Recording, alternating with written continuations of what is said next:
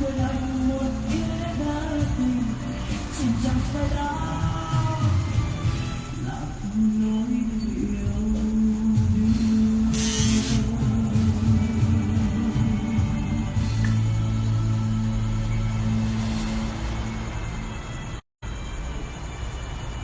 Khai thác chết mà.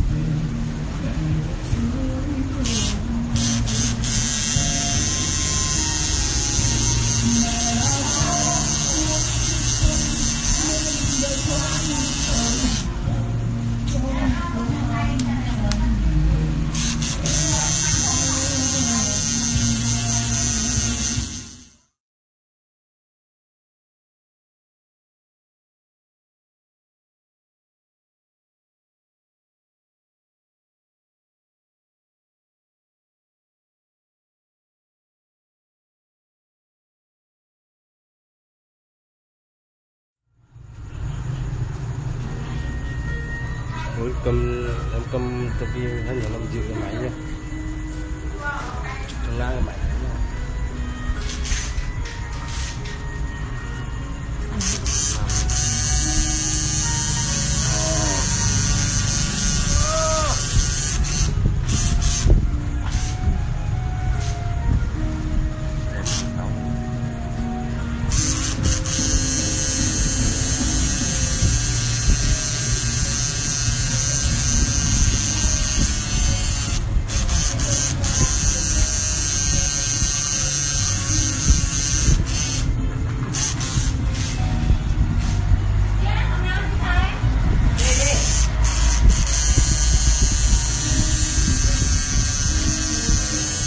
Để đã lan chi để em cúi đầu em.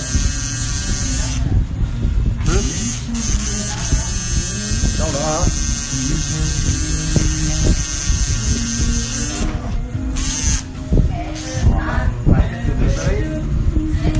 Nhưng mà thằng này răng cái cườm đi. Hai chị răng cái đen. Ôi. Lại chị kim lại chị.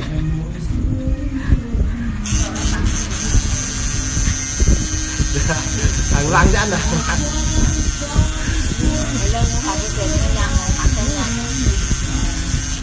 Ai? Ok không? Mình nói.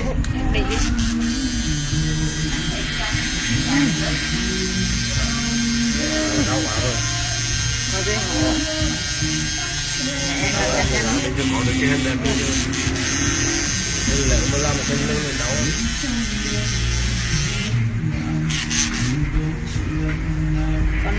răng nè. Mặc vào răng.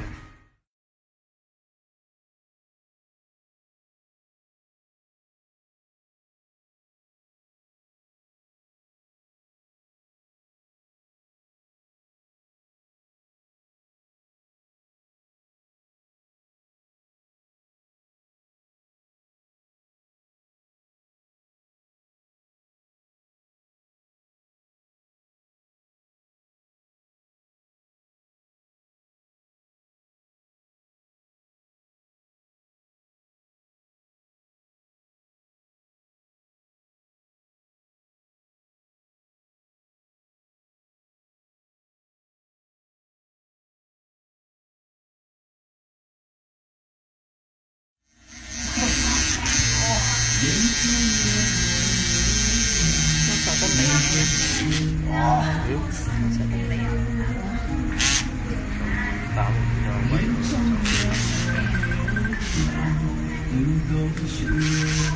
Nghe là được mông gọi mấy.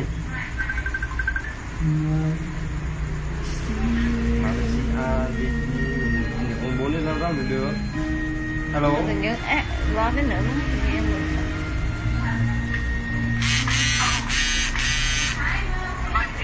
Đôi sao đi. Đây nè. Nhớ vào đó mang vào mang tiếp nâng con. Và mang tiếp nâng á. Đuổi men. Boy đã mài thật lắm rồi. Rồi coi đến nó coi sắc lai đấy. Được. Bữa nào có đi la có tô cái đây. Đây đi này.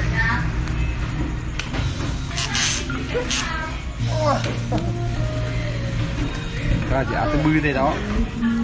Vừa rồi bạc xe lên xăm thằng đây rồi.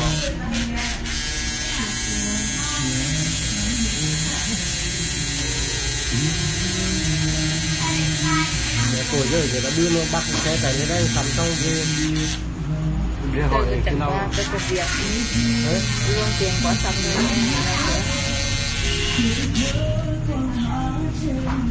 bắt xe sập ra không có thể em căng kháng thân giá được hơn chưa giá được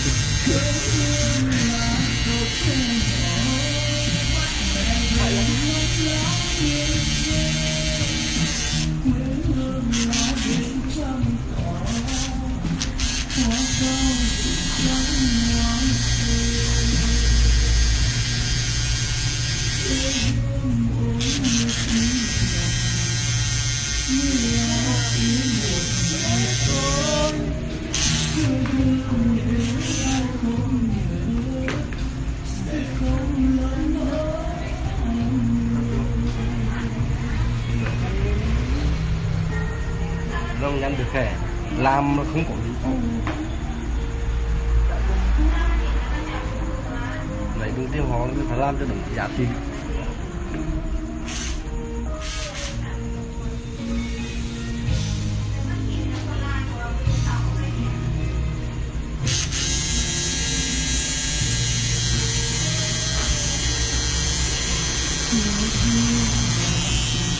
nó đau mà gùng mình làm được như là mình nói được chút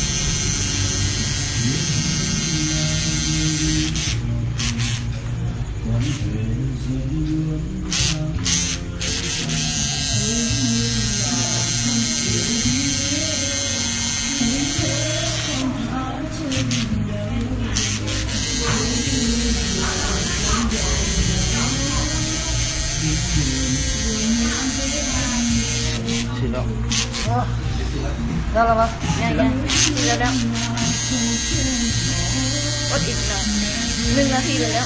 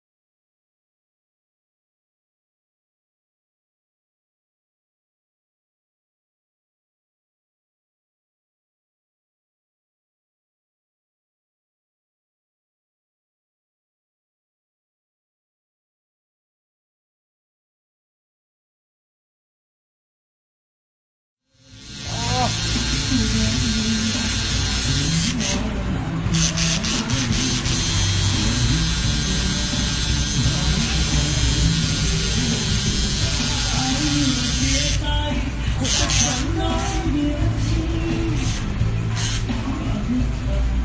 không ai biết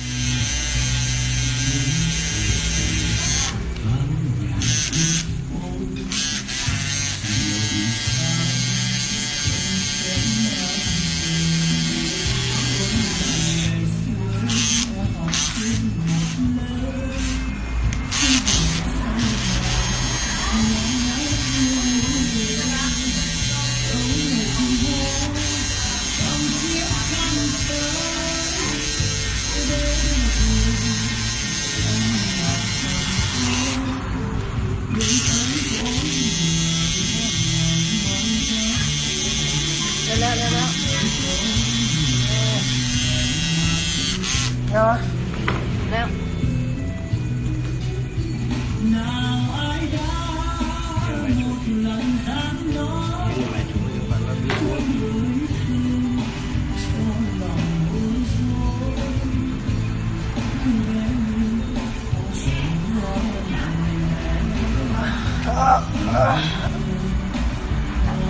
Ráp rồi, kìa nó ráp rồi.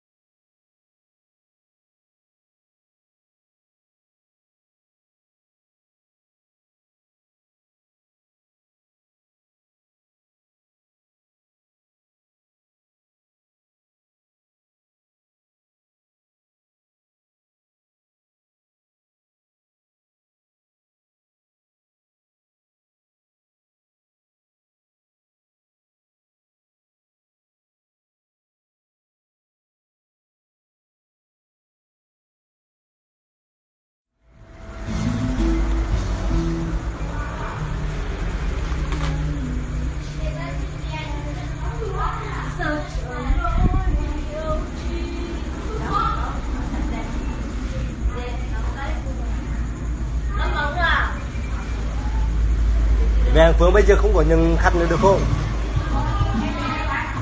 Từ lúc bây giờ anh đang đói bụng nó có em phải nhận khách cho gắt. Họ cũng dù mới nói bây giờ mình đi có việc đi.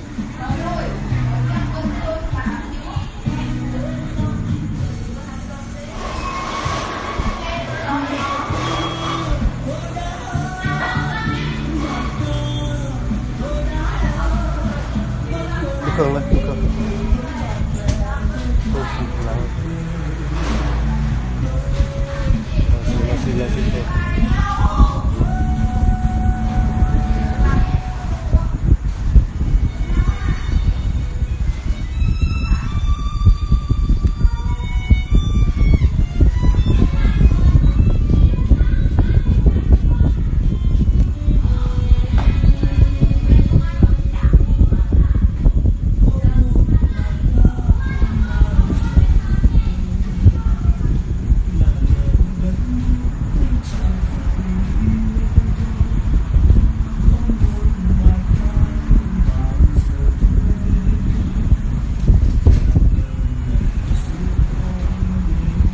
Video nha anh em.